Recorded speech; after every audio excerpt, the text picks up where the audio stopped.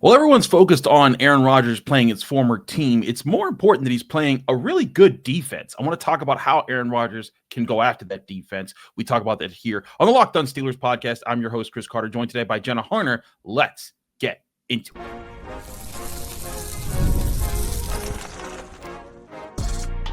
You are Locked On Steelers, your daily Pittsburgh Steelers podcast, part of the Locked On Podcast Network, your team every day.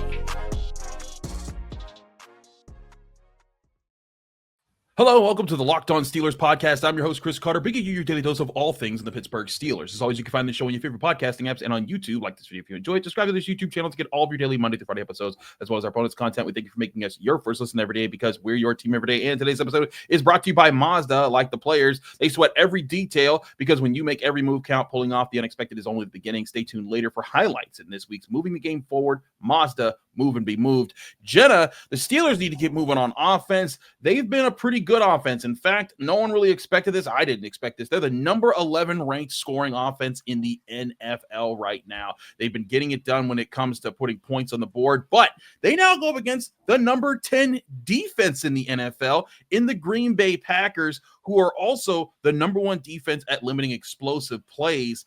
What do you see being the biggest factor here that the Steelers have to watch out for from the Packers defense? It feels kind of simple and easy to say this, but much like their game plan against Cleveland when you're facing Myles Garrett, how much they can limit and how much they can take. Why am I spacing Micah Parsons? My goodness, you can't forget Micah Parsons. Why are I was so locked in on. I'm like, Myles Garrett got that correct. Now Micah Parsons. It's just the M's. They slightly sometimes. I'm like, oh, yeah. But Micah Parsons, I mean, you have to, talking with some people in Green Bay throughout the week, just kind of getting their take on what this team looks like right now, their takes on the Steelers. It's very interesting listening to them talk about not only how comfortable Parsons has really felt and really gotten within this defense now that he's been in Green Bay for 6 games now, wherever we are in this season. Arizona was just saying their game plan for Micah Parsons was one-on-ones. Let's just what to me, you think that and you're like, no, don't think that's going to work.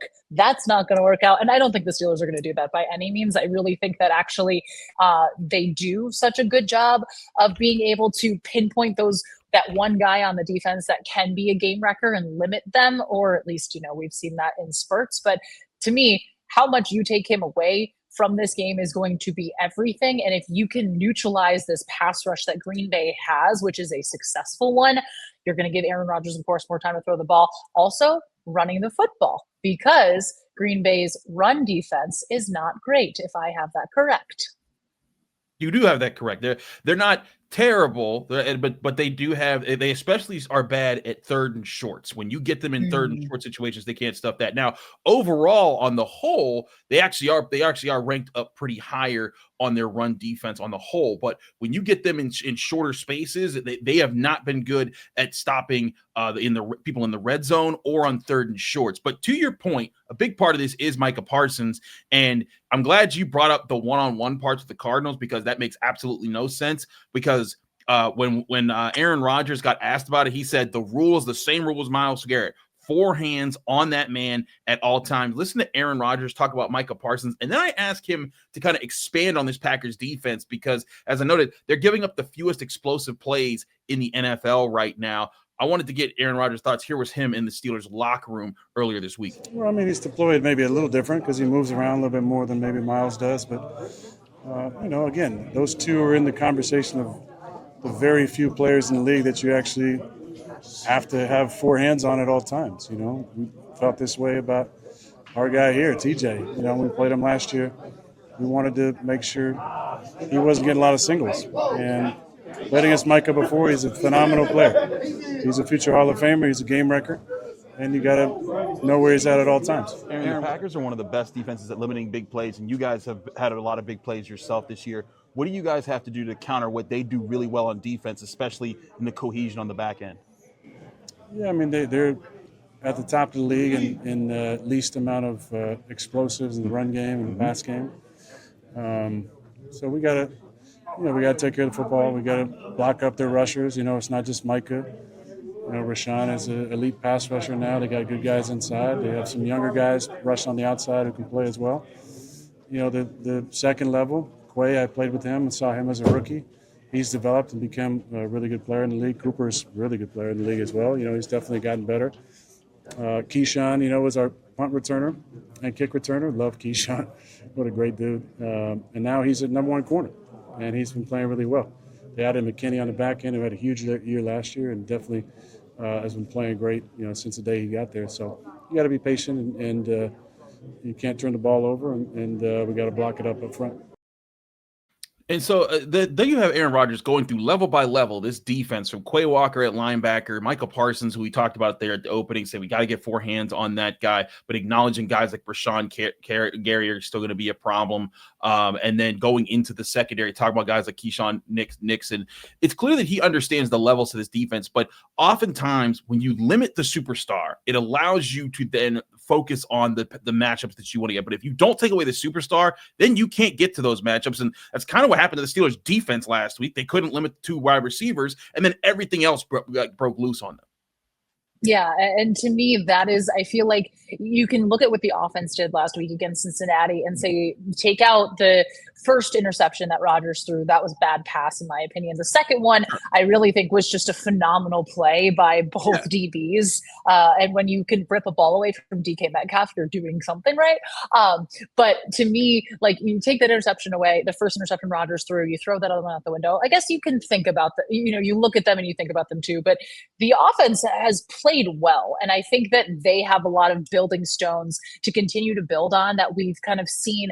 Okay, the run game, what it was in Minnesota, take a step forward to Cleveland, take another step forward going into last week. So to me, can they continue to let that run game take steps forward to allow that play action passing game that we know from Rodgers and know how much he loves to work into when the run game is going, that to develop, that to create those big plays, those mismatches. I don't entirely, I guess to me, I don't know if the game plan is going to have a lot of those insanely deep passes from Rodgers, just because how many times have we seen that from him so far this season? Was that kind of short, quick passing game. I think they're going to look to utilize that to their advantage, again, because of the threat that Micah Parsons poses on the other side here. You want to get that ball out of Aaron Rodgers' hands quickly. I believe he's the 3rd fastest quarterback this year in terms of how quickly he's getting the ball out of his hands, and you can clearly see why. But I think that there's a lot of good from this offense. To me, it's just going to be, can they limit Micah Parsons? Because, again, you're not going to completely take him out of the game, although look at what the Steelers did to Myles Garrett. I think there is that baseline. And did you ask Tomlin that earlier this week? Was that you that asked Mike Tomlin the difference between, or was that somebody else? I'm trying to remember. It's been a long week. The difference between the difference between the way that you look to take Myles Garrett out of the game versus the way that you look to take Micah Parsons. I don't think that was you. I didn't ask that question, but it was a good question. And he kind of talked about like, hey, there's different things that they do, but ultimately you're still focusing on a superstar, and it takes attention into the things that they do. Yeah, and I mean, you look at the way that Broderick Jones and Spencer Anderson and Darnell Washington held their own against Myles Garrett in the game 2 weeks ago against Cleveland. Can they do that against Micah Parsons? And I think the offense will be able to sustain those drives and to get into the red zone and continue the scoring rate at which they're scoring when they get into the red zone, if you can limit Parsons in any and all ways possible. But he's going to look to wreck this game. That is what he is going to want to do. I do love the mutual respect, too, that we see between him and Aaron Rodgers. This dating back, of course, to Rodgers' time in Green Bay. But I love that from two competitors. I think that's such a special part of what we see in the NFL week in, week out. It certainly is. To your point about how the Steelers have to move against this defense, literally, they are allowing the fewest explosive pass plays in the NFL, the fewest explosive plays in the NFL. They have been able to generate the 6th most sacks per game in the NFL. And but the thing is that they do not force turnovers. So I think the thing is that they are willing to let you get yards because they're trusting that you're not going to consistently hit against them. If the Steelers can dink and dunk their way around this Packers defense and get the run game going, get more of those third and short situations where the Steelers are the number one third and short offense in the NFL, the Packers on stopping 3rd and 3 or less, they're 26th in the NFL. That could be the key, is keep working those longer drives and wearing that defense down, because when you start to do that, then you start to expose more weaknesses in the defense. We'll talk more about this matchup later here on the Locked On Steelers podcast. We've got to get to all of our Week 8 picks. That's next here on the Locked On Steelers podcast. Chris Carter, Jenna Harner, stick with us. We'll be right back. But first, what I remind you, this show is brought to you by FanDuel Sportsbook. The NFL season is well underway, and FanDuel is making sure that you're ready for all the action with this can't-miss offer. Right now, new customers can bet just $5 on FanDuel. If your bet wins, you'll get $300 in bonus bets on all to use all across the FanDuel app. I love using FanDuel because it fits however you like to bet, whether it's player props, building a same-game parlay, or even jumping in live as the action unfolds. It makes every game more exciting, whether you're watching your team or just keeping an eye on your fantasy lineup. It's quick, easy, and the best way to add a little more energy to Sunday. So are you ready to play? Download the FanDuel app today by visiting FanDuel.com or to get started, or use the FanDuel app. That's FanDuel.com to place your first $5 bet and get your chance at $300 in bonus bets only by using FanDuel. We're also brought to you by Rippling. If you're a business owner, here's the truth. SaaS has promised to make work easier, but now average companies are buried by hundreds of apps that slow down you and your teams simply not being able to work together. That's not SaaS, that's sad. Software as a disservice. That's why you need Rippling. Rippling is a unified platform for global HR, payroll, IT, and finance, all in one place. They've helped millions of businesses replace a mess of disconnected tools with one system designed to give leaders clarity, speed, and control. By uniting employees, teams, and departments in one system, Rippling removes the bottlenecks, busy work, and silos that your software created. It's seriously simple to use. It gives companies one source of truth for their people, their data, and everything they touch. Right now, you can get 6 months free when you go to rippling.com/lockedonnfl. Learn more by going to rippling.com/lockedonnfl. That's rippling.com/lockedonnfl for 6 months free. Terms and conditions apply.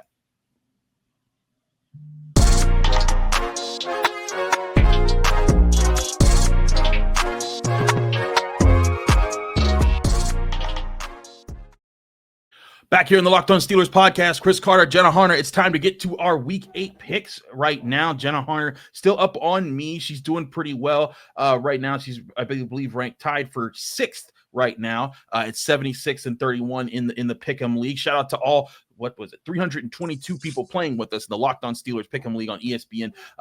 And shout out to the number 1-2 pickers right now. That's Scottish Steeler with 79 correct picks, and Blitzberg also with 79 correct picks. I'm trying to catch up on you. Shout out to also a person that says Alderdice Dragons 2011 with 75 picks. Doing all right there. Shout out to someone from the Dice. But let's get to our picks this week, Jenna. We got to move fast here. So we're starting off with our Sunday games.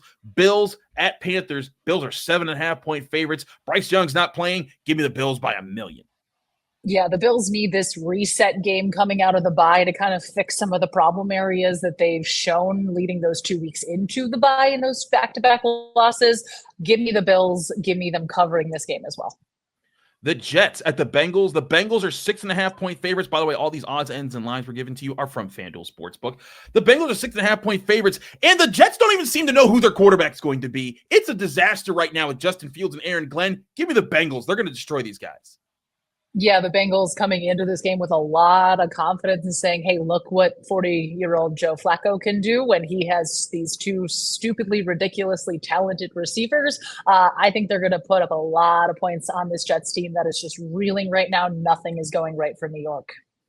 Bears are 6.5-point road dogs as they go into town to face the Baltimore Ravens. Coming off a bye, Lamar Jackson was limited in practice on Wednesday. Jenna, I know that the Bears are 6.5-point underdogs, but I'm taking them. I actually like this because even though Baltimore's at home, coming off a bye, 2 things that they should never lose with, I like some of the things the Bears are doing. Give me Chicago winning in an upset here. I keep going back and forth. I love Chicago covering in this game, and I really do think I'm going with them to win it. I'm going to keep an eye on Lamar Jackson's status. I think if Lamar Jackson does not play, give me the Bears. I'm signing up immediately. But if he is a full participant in practice, when we're taping this earlier in the week, but watching kind of how he progresses through the week, if he only has 1 full practice, I'm going to be still a little concerned. I like Chicago, and to me, the X factor in this game is going to be Ben Johnson. Ben Johnson is going to find ways to exploit that Ravens defense that has been struggling. I don't think the bye week magically fixed all these problems that they saw. Also, you love how we're in the point of the season where the ping pong tables are coming out of the locker room. That's the conversation that's happening in Baltimore. I like Chicago. I'm cautious, but I like Chicago here too. Patriots 7-point favorites against the Browns. The Patriots are at home. Give me New England easily. I think that they dog walk Cleveland here. I think so too. I think New England wins, but I do think the Browns cover. I'm with you there. I think that they'll keep it. I guess I hear you out there. They won't dog walk them, but the Browns will make it close. Niners at Texans. Texans are 1.5-point favorites in this game. I'm a bit surprised because I like the way the Niners are playing. So give me San Fran on the road on this one. Yeah, the Niners should, with all the injuries they've had this season, they should not be in the position that they're in, and they're playing some really inspired football. They're right there. So I like the Niners too. I haven't seen a lot to love from Houston. Their offensive line has just struggled a lot, and I think that's kind of been a ripple effect on what this team was looking to do in terms of having C.J. Stroud take that another step forward.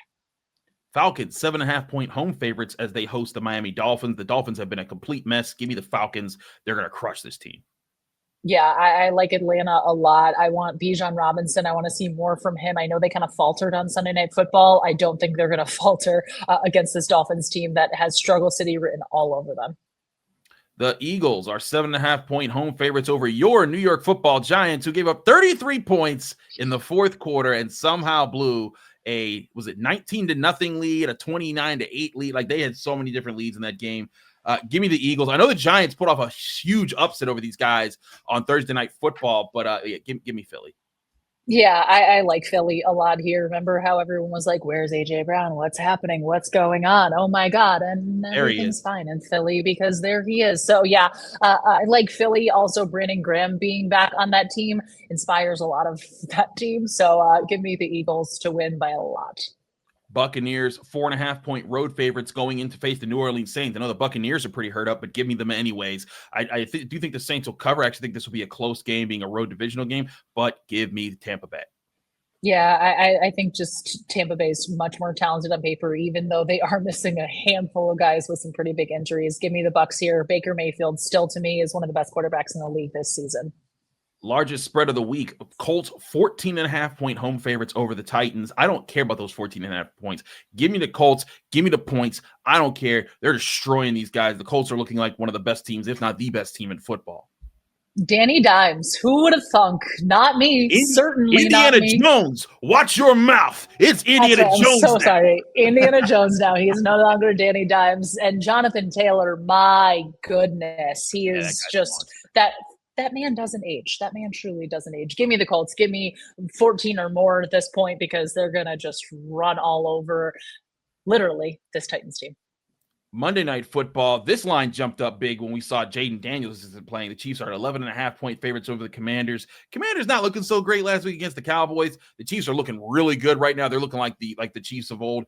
Give me the Chiefs. They're going to destroy these guys and the points. Funny what happens when all of a sudden your star receiver can come back and make big, massive plays. Give me the Chiefs by a lot. Same here. We're going to get to our Steelers-Packers picks next here on the Locked On Steelers podcast. Chris Carter, Jenna Harner, stick with us. We'll be right back. But first, I want to remind you, this episode is brought to you by Mazda, and Mazda's moving the game forward for those who believe it's not just about playing the game, it's about redefining it. There are moments that do more than put points on the board. They move crowds, move culture, and keep moving the game forward. This week's moment that moved the game forward was Pat Freiermuth catching 2 touchdowns for the Steelers and getting over 100 receiving yards. His first touchdown coming on a 3rd and 18 that flipped the game their way early, and then a 68-yard touchdown reception that gave the Steelers a late fourth quarter lead despite the loss. Pat Freiermuth kept the Steelers moving forward. And when you follow what moves you, the unexpected is only the beginning. Just like there's more to every highlight, there's more to a Mazda vehicle. Mazda, move and be moved.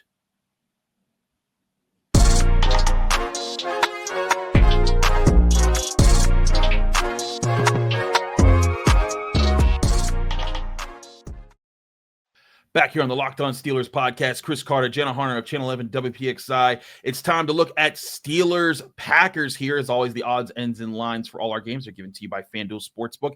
The Steelers are actually 3-point home dogs. The Packers are favored in this game right now. Yeah, but FanDuel has the Steelers at +3 on the odds there. The money line sits at Packers -174, Steelers +146. The over-under sitting at 45.5 points here. Jenna, we talked about the offense and what they need to do against this Packers defense. On the flip side, this Steelers defense has a lot to own up to against this Packers offense. The Steelers defense is largely underperformed. They ranked 19th in scoring, 28th in yards allowed per game, and they know that they can be better. There's been a lot of talk about that, and this is a heck of a time to have to get better against the 7th best scoring offense in the NFL, a top 10 offense, and also the number 1 third down offense in the NFL. Well, the Steelers have ranked 25th at stopping third downs in the NFL. What to you is the biggest factor to winning this game? Is it the defense coming out of the shell that it was in last week and getting back to where it was, or is it more so the offense just saying, "Hey, we can carry this while the defense figure things out"? I think it obviously has to be a combination of both, but for me specifically, I'm looking at the Steelers defense and can they stop the run? Can they limit Josh Jacobs? He has had 3 straight games now scoring 2 touchdowns. So he is their offense goes as Josh Jacobs goes. And I think limiting the run, I would say me, Cam Hayward, Steelers talking about shutting down the run. They're going to have to do that this week. I also think one of the, I don't necessarily want to say benefits, but you look at the Packers receiving core, this isn't Jamar Chase and T. Higgins. Yes, these guys are still in the National Football League. Yes, they have a lot of talented receivers, but it is more of a distribution of wealth across the board. It's not like you just look and say, yeah, they're going to Chase. Yep, they're going to T. Higgins. So to me, it's going to be, can the secondary continue to shore things up, but can you stop the run? Can you force Green Bay into a one-dimensional situation where Jordan Love has to make a riskier throw than he's, and he'll make those throws. That's the thing. He will try to fit throws into tight windows. He will hit some of those, and Steelers fans will look at that and say, how on earth did X receiver catch that football? And there's going to be a couple that he puts in harm's way. So for me, it's going to be, if you can make this Packers team a bit more one-dimensional than they're used to being, then I think it's going to be an easier day. And then you can let your offense continue to do what they do. But to me, that's going to be one of the biggest factors is, can they limit the run and can they force Jordan Love to be a bit more one-dimensional, to have to make some risky throws and to be able to potentially look to capitalize on an interception or forcing a turnover, something they haven't done the Steelers haven't done in their last 2 games. I agree, and that's a big part of this. You gotta make them one-dimensional. You gotta take away something in this game, because again, I still think the game plan last week was to let Jamar Chase do what he does, but limit T. Higgins and limit Chase Brown, and force this to be hey, you're gonna have to win with one guy, and they didn't do that last week against the Bengals. This is your chance to do that against the Packers. Now, Christian Watson, the Packers top receiver who's been out for the entire season, says he's going to play this week. He says his goal is to play this week. He was limited in practice on Wednesday. Again, we're recording this Wednesday evening instead of Thursday evening, so excuse us for not having up-to-date information here. But I look at that and I say that I kind of adhere to this kind of a game plan where you look back at 2 of their best defensive performances against the Browns and the Vikings. They limited those rushing games to 70 yards or less. That's what has to happen in this game. Josh Jacobs, they've played him before. They played him with the Raiders, and when you limit him, it makes the offense so much more difficult to run. You got to force them into more third and longs. But here's the other thing, Jenna. When you get them into third and longs, you actually have to win on third and longs, because at the same time, while the Packers are the best third down offense, they're also the best third and long offense when you look at 7 yards or longer on third downs in the NFL. That's where the Steelers have to be better in this game. They have to have their game plan straight, their matchups correct, and get ready to take away things so that they can do it. And it's going to take those 2 things, I think, that are particularly important for them to pull off this win. Yeah, I completely agree. And how much have we talked about the Steelers team this year struggling in those third and long situations and also struggling to get off the field? I think you're going to need to see some stepping up in performances from guys like Cam Hayward, from guys like TJ Watt. I go back to the second to last Bengals drive where Watt and Hayward combined for that sack to force the Bengals to punt and to eventually let the offense take the field for that Pat Freiermuth touchdown. So to me, that is going to be crucial. I completely agree with you as well. Getting the the Packers off the field and not letting them win in those third and long situations and sustain long drives. There you have it. Let's get to our picks here, Jenna. Jenna, let us know how you see what's the biggest X factor of this game, how you see this game playing out with your final score prediction. To me, the biggest X factor truly is going to be, can this Steelers offense continue their red zone success? Can they continue to, when they are in the red zone, find many different ways to score? Because I think that that's one of the most positive things coming into the season. How many times did we say, yeah, I don't really know what it's going to look like with 41-year-old Aaron Rodgers and no true wide receiver 2. And we're still having those wide receiver 2 conversations. But to me, this offense is finding ways to score. Can they continue to do that in what is going to be a very emotional game, I feel like, for Aaron Rodgers? How much he wants to kind of let into that, I don't know if we're ever going to, really be able to get inside his head and truly see how much of an emotional matchup this is going to be. But I think when you look at this offense, this is a team that has bought into the words of their leader. And this is a team that is going to want to do every single thing they can to win this game for Aaron Rodgers. We always talk about Mike Tomlin's petty game ball. I don't know if this even would be a petty game ball or just kind of more of like a nostalgia surrounded one, but you know that this team wants to win this football game for not only themselves, but for their quarterback. And I think that especially on offense, that is going to ring true. So for me, can this offense just continue to sustain what they're doing when they get into the red zone, when they have the opportunities to score, capitalizing on those scoring plays and not being as penalized as we've seen over the last 2 games? That's going to be a big thing for me too. Don't take touchdowns off the board like you did in Cincinnati. I agree. What's your final score prediction?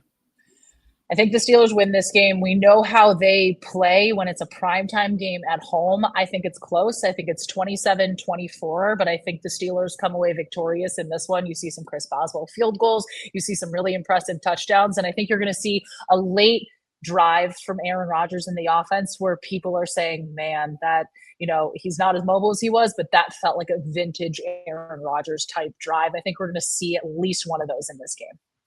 I agree with you in that I think you're going to see a big drive from Aaron Rodgers. And I agree with you to your point about red zone. The Steelers have the 4th best red zone offense. The Packers, 19th worst red zone defense in the NFL. That's where the Steelers have to capitalize. Again, wear this defense down, drive down the field, possess the football. The Packers are creating the 30th most turnovers. They're 3rd from last in creating turnovers. The Steelers are a top 10 team in protecting the football. You have to possess the football, and I think that's going to be a key because the Steelers, they rank 29th in time of possession right now in the NFL. If you can have a good time possession game, keep that defense off the field, you're going to let them not be tired. You're going to let them get more of an advantage. And I think you're also going to wear down that Packers defense and create more opportunities. I'm with you in that. That's the key. That's my key. Possessing the football, winning that way with your offense. I have the Steelers winning 30-24, similar to you, just tacking on a field goal there at the end. So we both have the Steelers winning in prime time against the Packers.